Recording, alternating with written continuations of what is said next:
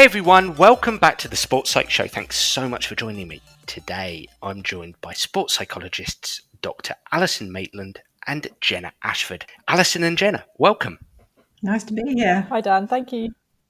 Super excited to have you both on. We're going to be talking about your new book, Drop the Struggle. But before we get on to that, let's start with some introductions. Alison, if we come to you first, tell us a little bit about yourself and tell us about your work. Oh, goodness, I always hate that sort of question, Dan. Thanks for starting me off Oh, first. I'm sorry. I always say when I introduce myself, I'm a bit of a mongrel, actually, in terms of background. A huge passion for sport. In fact, my great-grandfather was captain of England football. It's part of my sports heritage. Oh, wow. But actually came to sport without any expectation on me. So, I participated throughout my career. Found myself wanting to be a PE teacher, but fell into being a human resources person. But luckily, in mid of my career, found my calling and got back into sport. And that's when I retrained as a sports psychologist, did my PhD, did some really super interesting research, particularly around women in sport. And then had the pleasure of working with Jenna for about 8 years, mixing sport with business and thinking really about some of the things that were in the Drop the Struggle book as a sports psychologist. May I ask who your great-grandfather was? His name was Bob Crompton. Right. And if you ever go to the FA Hall of Fame, you'll see he's in there. He was the most capped footballer before the war, I think. It's my understanding. Wow. 41 caps for England, and then he managed Blackburn Rovers. So big football heritage in my family. As a consequence, are you a football fan? I am, but I won't confess on air in case it alienates anybody who I support. Okay, fair enough. And I believe that from a sporting participation perspective, you were an athlete. Is that right? Yes, yeah, that was my sport growing up, with my big dreams to go to the Olympics as an athlete. Yeah. What particular discipline? Oh, you see, I'm old enough to have been part of the first cohort of women who did 400-meter hurdles. Oh, really? So in my day, women they did sprint hurdles, and so I was part of that first generation who did 400-meter hurdles. So that was my sport. And when you reflect back, again, a question I hope you don't mind me asking, when you reflect back, was the mental side of things a strength of yours? Or when you reflect back, it was something like me as a professional golfer, it was an area that I really needed to have been better at? I so wish that if I'd known what I know now and the work that Jenna and I do together, it would have transformed my capability as an athlete. Absolutely. And it was one of the things, I think Jenna and I share this, that really drew me to sports psychology, because I knew I had not got it sussed in any way, shape or form at all. No. I used to come off races and say, I could have run faster. And I remember my dad saying to me, why didn't you? And I didn't know. I didn't have the skills, and there weren't sports psychologists around in the 1970s and 80s to help me. So we have a lot in common there, I can assure you. And coming to you, Jenna, great to have you on today. Tell us a little bit about yourself and tell us about your work. So, yeah, full respect to 400-meter hurdles. I've always thought it looks like one of the most grueling. It's not just sprinting for 100 meters. You've got to do that for 400 meters. So hockey was my sport initially. So played to junior England level, played the Premier League, was lucky enough to go over to Germany to play in the Bundesliga out there, and in Australia as well. So had an amazing time playing hockey. And like Alison, kind of always dreamt, to go to an Olympics, and that was kind of the pinnacle. And similar to Alison, there's elements of psychology where you look back and you think, if I'd have known now, back then, I think, things would have been different. Not that I regret anything. I loved my hockey. All my best friends now were from that time. But I never sort of quite made that jump into sort of the Olympic level. And that's that kind of fascination with, why is it that some people who have less talent are able to go on and make it to an Olympics? Or why is it that some teams who don't necessarily have the most talented players are able to, win an Olympic medal? And I was always really fascinated by that. And that led me to study psychology, and then latterly sports psychology, do my master's, do my chartership, and get to work. And I count myself as very lucky getting to work with athletes, young, old, new, have been doing it for years, and that link into business, to schools. I've worked with healthcare, policing, all different kinds of sectors, basically exploring your mind, firstly how to understand it, and then trying to find out ways, and everyone's a little bit different, but to get the best out of yourself, and enjoy your time in the process. Well, thank you so much for coming on today, Jenna, and thank you to you, Alison. And I know that you're now writing partners, and we're going to talk about that. And you work together. How did you both meet, if you don't mind me asking? So we both worked for an organisation called Lane 4, which sadly no longer exists. But Lane 4, set up by an Olympic swimmer who won his gold medal in Lane 4, Adrian Morehouse. And he was always really fascinated by taking those principles from sport and psychology into the organisational world. So that's how we met. We worked together there for a number of years, and were united by, and we'll talk more about ACT, acceptance and commitment therapy, kind of united by this fascination with, I think there's other ways to think about psychology than maybe the traditional ways. And we sort of initially started exploring it together. It was lockdown. We thought we'd have, weekly calls just to talk about it, wasn't it, Alison? And then we thought, well, we could write about this. And then we started doing that. And so that's how our relationship started. And you've got together and you've written a book, Drop the Struggle, which I loved reading. Found myself nodding my head to many, many chapters within the book. Very much resonated with me with my own consultancy practice. Tell us a little bit about the genesis of this book. So, working together, you have a common interest and understanding around how the mind works in terms of ACT, acceptance, commitment therapy. And we'll talk more about that in a minute. But when did you decide, and how did you organize yourselves to get together and start writing? What was the process like for this? Let me answer that one, because I remember very vividly Jenna saying to me during lockdown, "Do you want to write a book?" And I went, "No, I couldn't do that. I wouldn't know where to start." And then so we got working together and outlined a course, which actually we took some people through. And then it was on the back of that I said to Jenna, "Oh, do you know what? I think we've written a book. We just need to write it down now." So that's my recollection, Jenna. Is that how you think we came to be doing this? Yeah, exactly. And I, Alison's done lots of writing in the past. I've done a little bit less. So I think it was really great for me to have Alison's experience in how do we formulate thoughts, put them into chapters. I think you were very helpful, Alison, in helping me to sort of do that. But yeah, ultimately it was a course that we ran working with people that we then realised if we just restructured this a little bit more, we could formulate it into some writing that more people could have access to.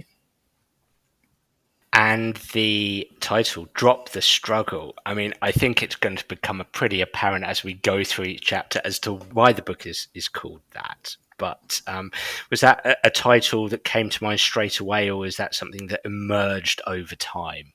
I would say that was, I'm looking at Jenna's face here. I would say that was pretty early on, Jenna, that we had an original working title of Drop the Struggle, Not the Ball, thinking about, it being in sport, but kind of shortened it to go, actually, this is what if you think of the basis of ACT, it's very much around if you can learn to drop the struggle with those thoughts and feelings, stop fighting them, it gives you much more energy, it gives you more space. And Jenna, is that your recollection? Yeah, so I think there's kind of 4 fundamental principles throughout the book. We'll talk about those, I'm sure. And dropping the struggle is one of those. And I suppose the language for me just helps to highlight what it is all about. So it kind of helps to summarize, I think, the whole book in a title, if that is even possible. Yeah. Well, the book comes in 2 parts, developing your skills and applying the training, and it has nine chapters, and we're going to make our way through this book today. We start with part 1, developing your skills, and you start by introducing the reader essentially, I suppose, how the brain is built for survival and really how the mind works. And you invite the reader to start thinking about their mind as a thinking versus observing mind. I'd love to start there because I think that's really intriguing, the idea of a thinking and an observing mind. No real question there. We'd just love to hear about these two minds, essentially, from either of you. So, yeah, essentially, the way that we've described it in the book is there's sort of two parts to our mind. So the one that we're probably all aware of is this thinking mind of ours. So all the thoughts that pop in and out of our mind, the judgments we make, the decisions that we make. Sometimes we're very aware of, sometimes we're less aware of, but essentially that's, all of the thoughts that come in and out of our mind. That's the bit that most people know already, right? The other part that perhaps we're less aware of is what we've described as the observing mind. And this is the part of you that can notice all of those thoughts. So the observing mind doesn't think itself, it doesn't judge, it doesn't do any of that. It just recognizes or notices that the thoughts are there. And that requires us to take a step back and to sort of, if you like, come out of our thinking mind and look in on it from an outside perspective. So that one of the metaphors we use in the book, it's a bit like a camera filming a wildlife. Let's imagine that the lion is chasing the antelope. The camera doesn't get excited by that or doesn't get fearful by that. The camera just captures it. The camera can just see it, notices it's there. And another example would be in meditative practice, that ability to sort of zone out, if you like, and just watch the thoughts that are happening. It doesn't require meditation to do that. It can literally, as you're sitting there listening to me now, you can almost have a go at it yourself. Just notice the thoughts, gosh, she's talking a load of rubbish, or she's really interesting, or whatever it is that you're thinking. There's a part of you that can notice those thoughts. And that's the bit that we really wanted to tap into in this book. And it strikes me that observing mind is what lies at the heart of this framework, this psychological framework, acceptance, commitment, therapy, which we've spoken about a few times on the Sports Psych Show. Would I be right in saying that, Alison, that it's this observing mind, the capacity to observe your thoughts? If I can build that skill, then I may have a better chance to be able to engage in whatever I'm trying to engage in a healthier, safer way, however one wants to describe it. Yes, no, that's exactly it, Dan. Once you can get in touch with your observing mind and start to use it, and that's why we have the other processes. You then can unhook from your thoughts. You can drop the struggle with them. You can get to be in the moment. So the things we talk about in sports psychology about being mindful, being in the present. Yeah, you can get to go, oh, I'm noticing how I'm feeling, and give some space to those feelings because they're quite normal. You're doing something really important. You're playing a sport that you're really invested in. And as you say, you can then get to go, oh, I could choose what I do now as a result of all of this. So without being in touch with that observing mind, it's pretty impossible to do all of those four things. So yes, you're right. It's a foundational kind of skill and ability to use that observing mind. And you've mentioned it yourself there, Alison, the capacity, the ability to play in the present moment, to play in the now, as you introduce in chapter 2. So I love the way you framed the book. The chapter 1 is very much, here is the primary skill to be able to engage with your observing mind.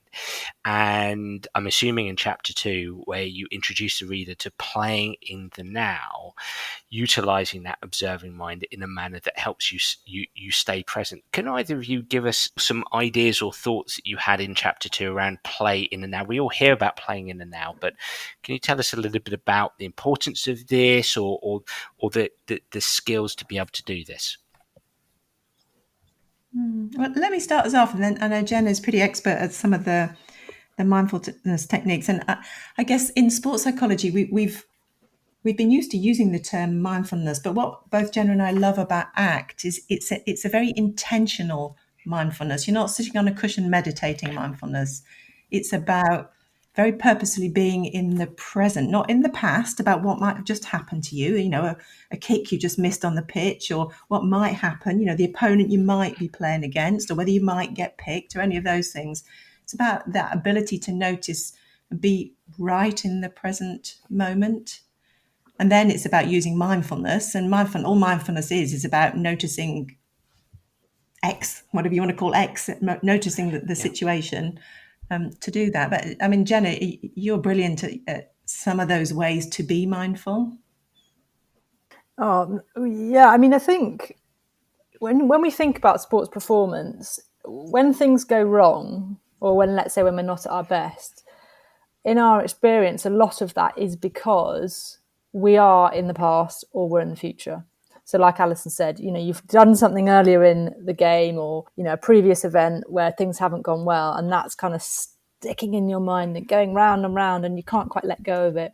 Or you're really worried about what might happen. And we all know most of the things that we worry about don't actually happen. But we could spend so much time in either of those two places. And actually, what playing in the now is about is just exactly that, recognizing that the only bit that we can have any element of control over, and I use the word control lightly because we know we can't control our thoughts, is what we do in the here and now. And that's where things like, and Alison said about the intentionality, we've talked about taking a sip of water in the book. You can do that being present in the here and now. And that's a really tangible one that all sports people, sport or not sport, everybody drinks water, let's say drinks a drink.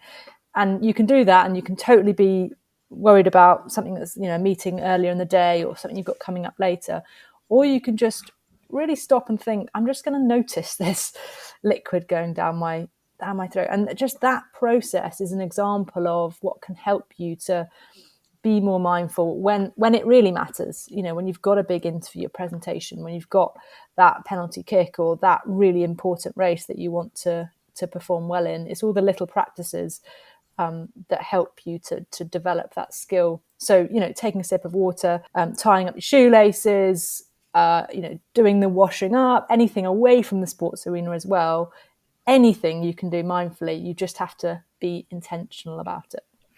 I think what I'm hearing you both say here very eloquently is that observing mind, by tuning into the observing mind and noticing what's happening, and then building the skill of flexing your attention. I believe that Stephen Hayes, who essentially was the author and founder of acceptance commitment therapy, the framework you're using here speaks a lot to flexing attention.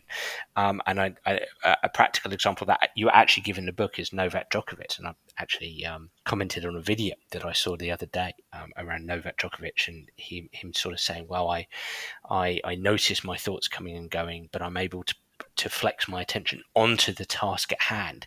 Would I be correct in saying the observing mind plus flexing your attention? Is that kind of a couple of steps there? Yes, I think so. And I think we give a lovely example at the end of this chapter about Jenna's dog, actually, that it's recognizing that you're not going to be able to do this all of the time. And it's a bit like training a puppy. She has a puppy and it rootles around and for a moment it can focus on what she wants it to do. And, she's given it a ball and it can chase it and bring it back. And then it gets all excited and it goes off and it goes and sniffs under a bush, or it runs off somewhere else because squirrels run by and so on. And I think it's about doing that and recognizing that we are human beings and we have a thinking mind and an observing mind. And we'll try and engage our observing mind for as long as we can do, but we're continuously going to have to keep bringing it back to that point of flexing our attention, bringing it back to focusing on what we need to. Yeah, because it makes me think as well, when I sort of started with psychology and particularly with ACT, if you had to bring your attention back, if your attention drifted and you had to bring it back, I used to think that I was bad at being mindful. And it's the opposite. And I really would love people to know that if you've caught yourself thinking about something that is really unhelpful for you, for your performance, and you bring it back to the here and now, that is being good at this skill. That's exactly what, so we're not trying to stop your mind from drifting off. We know that's going to happen. It's just that ability to recognize when you're doing it in an unhelpful way and to bring it back into the here and now. That's a really interesting thing to say, that it's not suggesting for 1 second that, dare I use this term, somebody is mentally weak because they're focusing or their mind is drifting onto things that are perhaps irrelevant for performance. It's actually emphasizing that this is a strength to be able to notice that and then bring it back. That's what I'm hearing you both say here. Yeah. And just to pick up on that point, I think as ACT people who both use ACT in our practice, weak would never be a word that would come into our language. And what we love about ACT is it goes, sometimes you're stuck, but you're not broken. there's nothing wrong with you. And sometimes you're stuck. And this is about getting the flexibility in your mind and your psychology to be able to be adaptive and make some choices and do something. So it's a good point, that, Dan. In line with everything that we're saying there, and you briefly mentioned a little bit earlier, Jenna, that one can't control their thoughts, which I think for many coaches out there, many people out there, that might be seen as a controversial statement. I know what you're saying there, and I agree, and I and come across this every single day in my own practice. Chapter 3, entitled "Drop the Struggle with Your Thoughts." I mean, when you say you can't control your thoughts, and we've talked about the thinking mind versus the observing mind, how are you defining thoughts? What do you mean by this? Tell me a little bit about what you're speaking to in chapter 3. Yeah, so I mean, it's interesting when we talk in the book, we have a little section on what actually are thoughts, because it's a baffling sort of idea once you sort of get your heads into it, and really we say they're just images, pictures, memories, things passing through your mind. They never really stay there for long. Sometimes they might come back and back and back, but they're fleeting, like sort of clouds in the sky. They come and they go. And I think, previously where sports psychology has gone is, right, that's a negative thought, let's change it to a positive one. And sometimes I think that can work. If you're very focused, you're someone who's very motivated and wants to practice sort of positive thinking a lot, it can work. But I think what Alison and I noticed, it just doesn't always work, and it can work sometimes and not other times. And for, you might do all the practice in the world, and then you get to the one place where you want positive thinking and that negative thought creeps in. And really, we cannot stop that negative thought from creeping in. Essentially, that's why we have this belief, Alison and I, and that really you can't stop a thought. You can't forget something that you've thought. You can't erase something. And actually, rather than struggling and trying to do that, hence the title of the book, we're saying, let's not try and do that. Let's not try and control it. Let's just accept what thoughts do come into our minds and relate to them a little bit more differently. And we can talk a bit more about that. And I have to say, it's one of the things that people find the hardest about when we work with them, about acceptance and commitment as an approach. It's so ingrained in how sport has taught people to behave, that you should be able to change everything to a positive, that sometimes we have a little bit of work to work with people around that.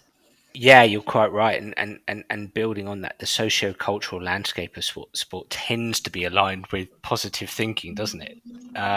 Historically, it's just, well, you've got to think positively, surely here. And if I may say, also from a socio-cultural landscape, I mean, I've had many interesting conversations with coaches who sort of fairly insist upon their athletes that those athletes can control their thoughts, or tends to come within the comment, you can control your attitude, effort, and energy. And the word control, I tend to find can be abused and misused. I understand why many coaches do that, and again, probably related to historical contexts and socio-cultural landscapes, but listening to what you're saying, actually, it sounds like in conversation that can be a challenge to help people consider and potentially understand. Yeah, definitely. And being a new mum, I can also see how it stems all the way back. Like, what I find myself saying, "Well, don't cry," and what I'm doing there is saying, "Don't have that emotion."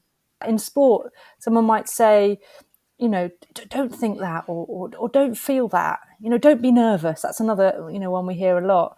And what you're saying there is, don't have that emotion. And what Alison and I are saying is, have any emotion you want, have any thought you want, but let's just focus in on the actions and behaviours that we know are helpful for us.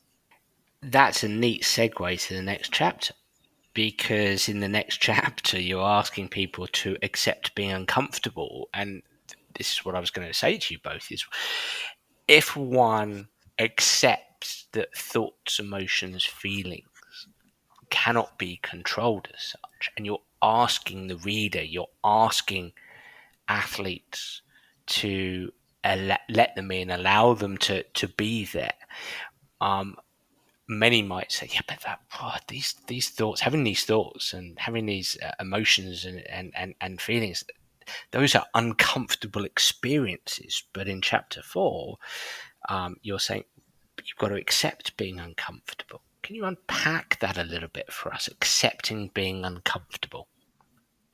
I often say to athletes when they go, oh, but I have these feelings and I'm nervous or I'm agitated or I feel like I can't eat and so on.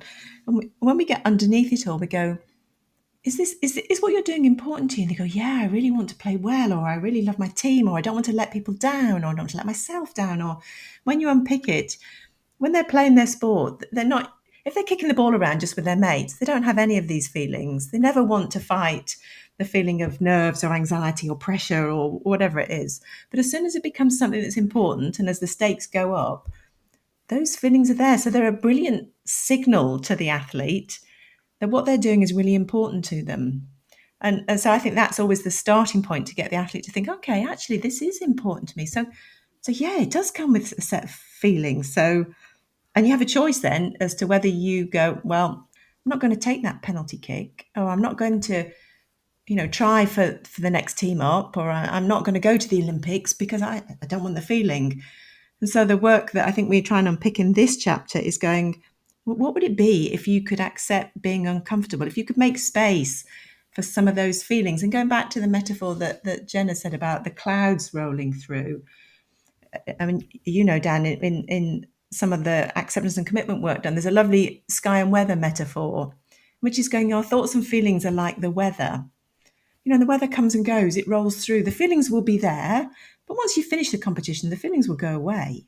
Or they might be there at the beginning of a match, but they won't be there halfway through, and so on. So they'll come and go. And sometimes there'll be sunshine, you'll be really happy, and sometimes they'll be like great big thunderclouds. But you, just like the observing mind, are like the sky, and you can make space for all of those thoughts and feelings. You're not overwhelmed, just like the sky isn't overwhelmed by the weather that rolls through. You're not overwhelmed by the uncomfortable thoughts that go with doing something that's really important to you, playing really well. You ask the reader to say yes to their feelings, to accept them, to let them in, and to carry on anyway. That's what I'm hearing here, Jenna. Exactly. Yeah, that's it. It's going, back to the conversation we just had. You can't necessarily control what comes in and out of your mind. So rather than trying to stop it, why don't we just say yes to it? Why don't we just be okay with the fact that they're there? Sometimes I like to think about it like a red traffic light. Nobody really wants a red traffic light, let's be honest. We're all trying to get to our destination probably as quickly as possible, or at least as smoothly as possible. But we know they're there, and most of the time, unless we're in a crazy rush, we sort of come to a stop, accept that it's gone red, and wait for it to go green and go again. And that's kind of the mentality we're talking about here, is nobody really wants uncomfortable feelings. And of course, Alison and I don't want people to have them, but we know they're there. So rather than try and fight that, why don't we just, okay, they're there. Let's sort of wait for that storm to pass, if you like, focus on the things that we know that we can do that help us, and then, recognize that better weather will come. And in chapter 5, you invite us to do what matters. We are accepting the thoughts, emotions, and feelings that we experience. We're using our observing mind, giving ourselves a better chance to play in the now. We're dropping the struggle with the thoughts and the emotions and the feelings because we can't necessarily control them. And we are dealing with the fact that they may be uncomfortable. Now we have to do what matters because, in sport, we have to execute actions, don't we? We have to focus our mind on the task at hand. So I'd love you both to speak a little bit to chapter 5 in terms of do what matters. What now? I feel a bit uncomfortable. My thoughts and emotions and feelings are coming and going, but I've got to execute. So talk us a little bit through chapter 5. Yeah, I think this is the bit where athletes, sports people, we like tangible, we like practical, and this is the bit that really we can bring to that. So we talked earlier about you can't control your thoughts. What you absolutely can control is what you do, your actions, your behaviors. And so this chapter is really about using all the skills, the psychological skills we've talked about, let's use those to actually go out there and do what we know we can do. So if you imagine your best performance, if you imagine you on a great day, you've got that in you. So let's not let your mind get in the way of that. Let's go and do those things, whatever it is that's going around in your mind. So you can still be nervous, you can still have negative thoughts and have your best performances. And that's really sort of the key concept of this chapter is, let's not get so caught up in the struggle. Instead, let's really focus on doing what matters to you. And we talk throughout the book, both in terms of your performance in the sports arena and also to you as a person. So whatever performance arena you're coming to this book with, doing what matters is about just thinking, what are the actions and behaviors that I want to do here? Who's the person I want to be? What's the athlete I want to be? And going out there and doing those things, no matter what's going around in your mind.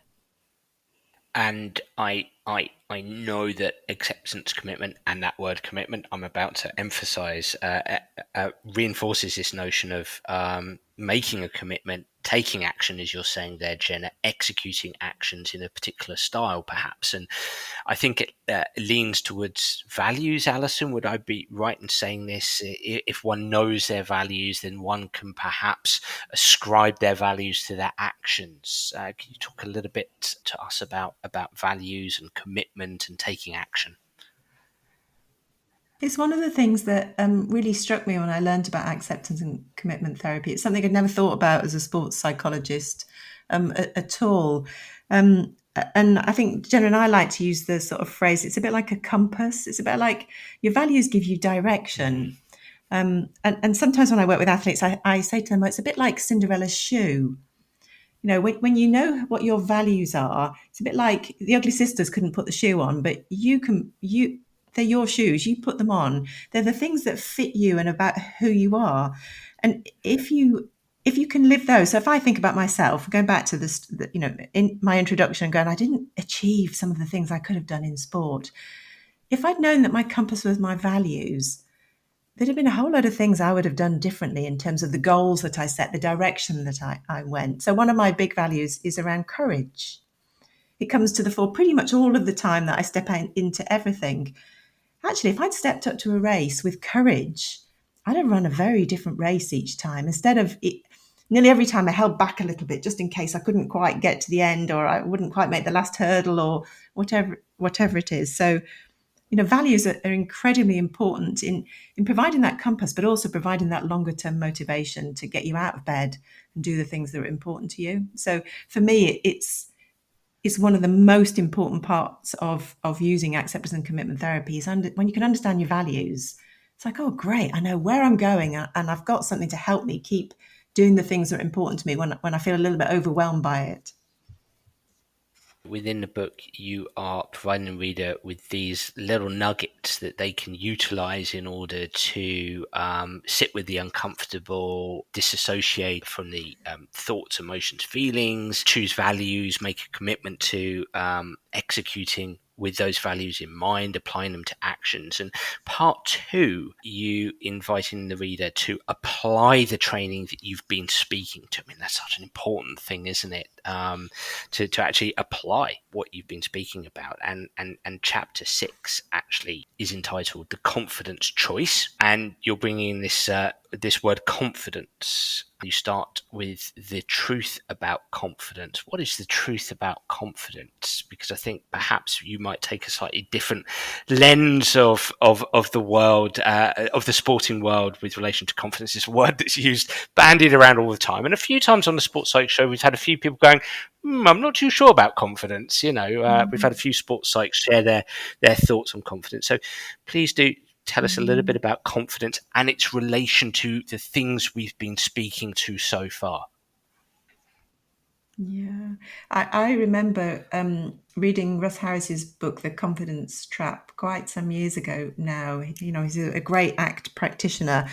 And it was like one of those light bulb moments to me when I read about how he talks about confidence and how it relates to some things we've been talking about.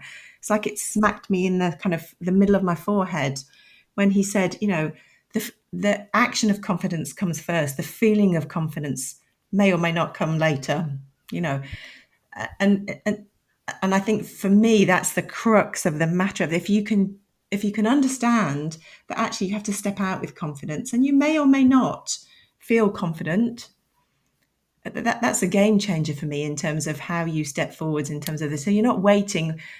So often you have athletes who come to you and say, well, I'll do it when I feel confident, or I'll apply for this when I feel confident. I'll take the penalties when I feel confident. And actually, we just flip it on its head and say, actually, you take the action first. You do what matters. Then you make space for all the other feelings, the feelings of not being sure, of being a little bit nervous, of potentially being embarrassed. I don't know, whatever the bulk of feelings that you're going to have in any situation. So, Jenna, I don't know if you want to add to that. But you've described that perfectly. I love what you said there, Alison. It made me think of the conversations I tend to have with coaches around this topic, and I might say, well, let's play with this. Let's have some fun with this. We can, and we're essentially playing a bit with language here, but we can invite in and perhaps negotiate with the player to execute an action confidently. Show me a confident action. Show me a confident action. I mean, that could potentially be an instruction or a piece of communication by the side of the pitch, the court, the course, etc. But we can't necessarily tell somebody to feel a sense of confidence. As you're saying now, Alison, somebody might invite in themselves that feeling of confidence after having experienced a confident action. I think it's very, very possible for somebody to just start, okay, I'm going to take, for example, a penalty kick in football. I'm going to take this. I might not score, but I'm going to execute a confident action here. And then over time, as I start to notice that confident action, as I start to experience it, maybe, just maybe, the volume of confidence may turn up. I might experience more of that. Just conversations I tend to have with coaches. Yes. And I think in both our practice with Jenna and I work quite a lot in netball as a sport. So Okay.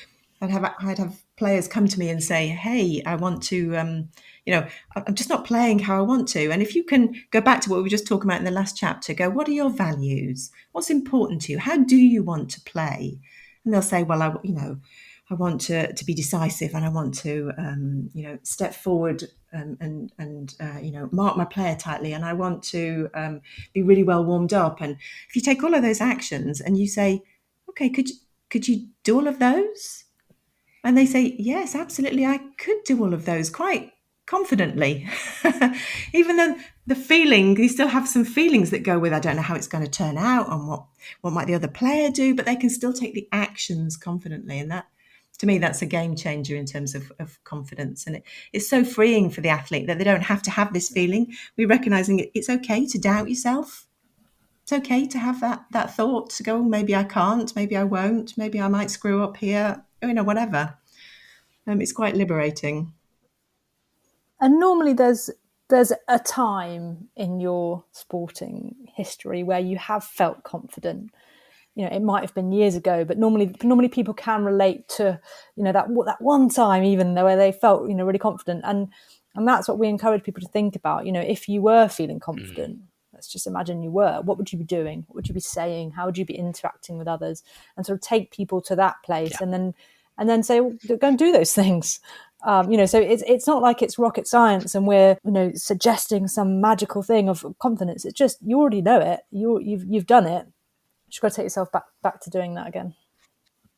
That's a real Albert Bandura feel to that one, Jenna. Past experience There we go, building, exactly. self-efficacy, and also to speak to what you said there, Alison. I mean, I just think back to golf, and ultimately, if you are, let's say, you're experiencing thoughts, emotions, and feelings that might be akin to low confidence, if you like, in golf, I can take the ball away and I can start to try to generate a confident swing without the golf ball. I could even take the club away and just do it with my body.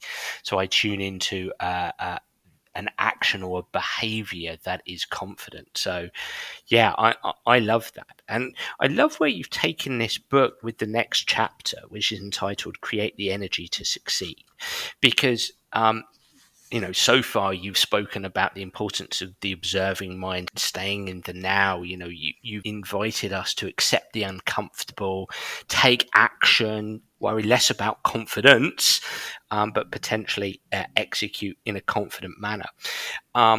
But obviously sport is also, it is emotional, and it is potentially enhanced by energy felt driving through our body.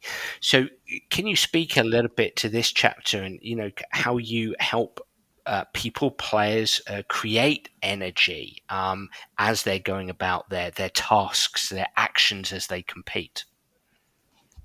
Yeah, so this chapter initially I think we had motivation in the title, and then we thought, actually let's call it something different, because really what motivation is about is where you're directing your energy.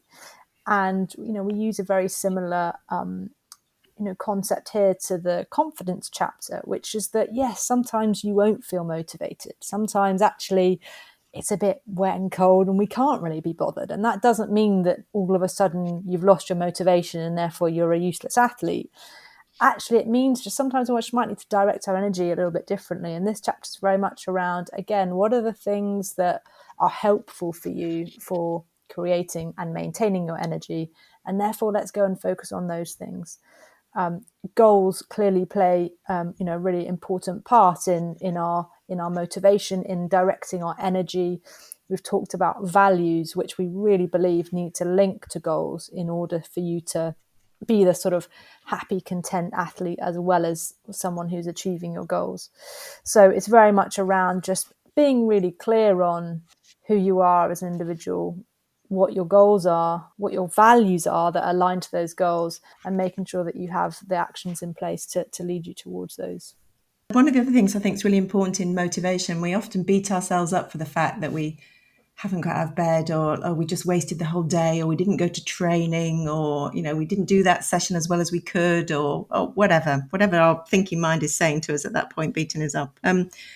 One of the things we've put in the book is this notion of being able to surf the urge. It's coming back to that. How do I sit with the uncomfortableness of it, and how do I actually sit with the uncomfortableness of going, do you know what? I want to stop the session. I want to get out of it. Whatever it is, the feeling is that's going on there. How can I just go with that and go back to what Jenna was saying?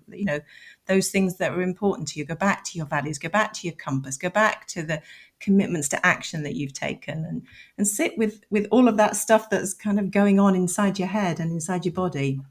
So again, it's just another way of putting those values, recognizing that all of these processes that we're talking about all fit together. There's not one single solution to motivation or to confidence, or, if we talk about setbacks, again, they all work together, and each of us is beautifully different. So, for you, Dan, if it was your issue, you'd come at it one way, Jenna would come another way, I'd come at it another way. And, maybe this urge surfing is the most important for me, but the values be more important to you, and so on. And that's one of the things I love about when we think about some of these challenges that athletes face.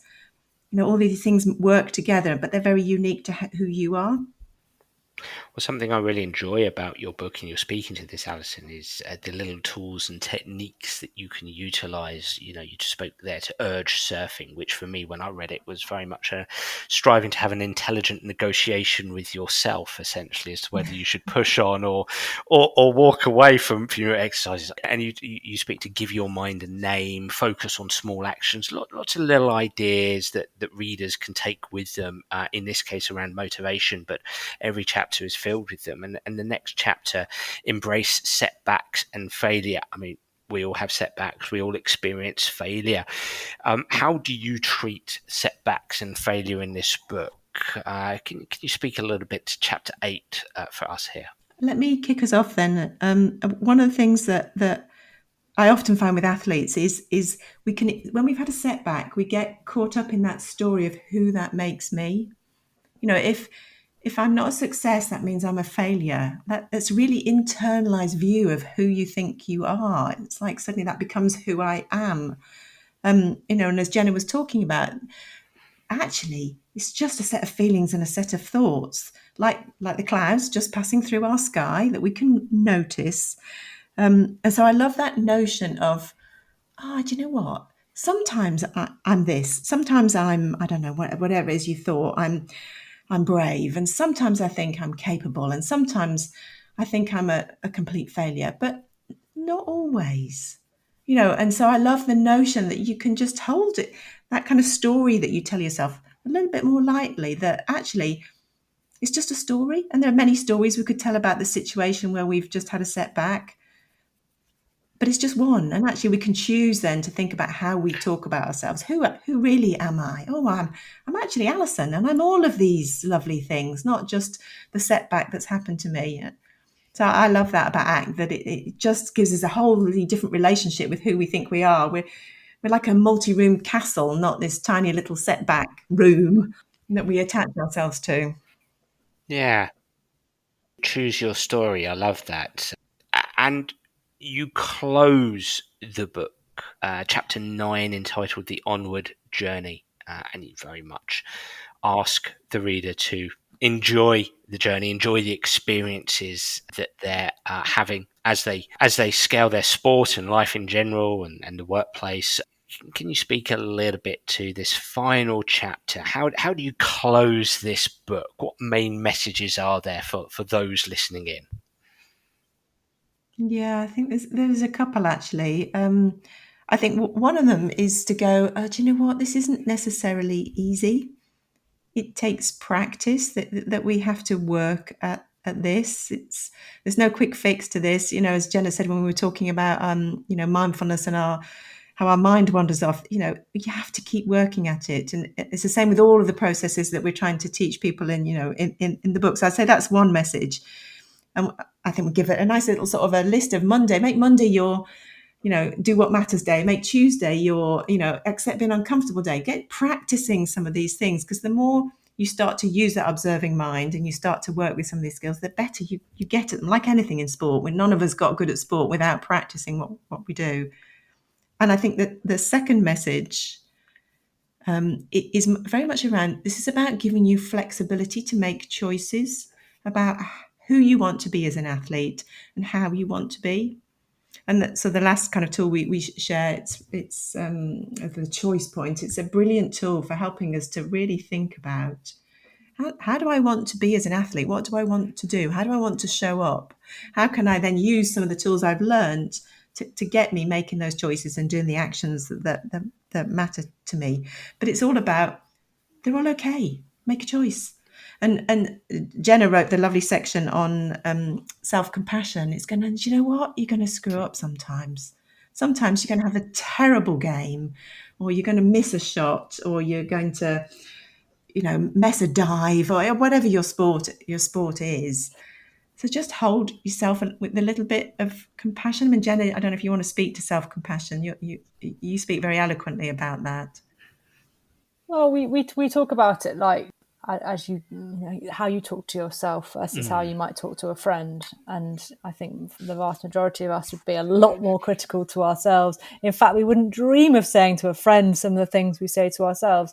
So it's actually just sort of reflecting that back and thinking, actually, if I were to say, to a teammate, to a colleague, to a friend in this situation, what would I say? It's okay, keep going, you're doing really well. You've come this far, or whatever it is. And actually to talk to yourself a little bit more like that, rather than perhaps the critical self that we tend to go to, especially when things aren't going to plan. So it's just bringing that kind of kindness to ourselves. And the only other thing, just to add to what Alison said, I think you summed up the chapter really well, is just that there's loads in this book, and I think we also probably took out half. But there's still loads in there, and by no means are we expecting readers to do everything. But it's about going through and what are the sort of one or two things, maybe three, but things that have stood out to you that kind of just clicked or worked for you. Maybe it's a metaphor, maybe it's an exercise, and go with that while it's working, and then maybe come back to the book, if you need to change something or you want to just explore a topic again. But it's certainly not the expectation of try every single exercise and do it all. It's just pick out the bits that work for you. Just a fantastic book, and as you said there, just to reiterate, Jenna, there's so many ideas, tools, techniques in there that people can grab hold of and utilize.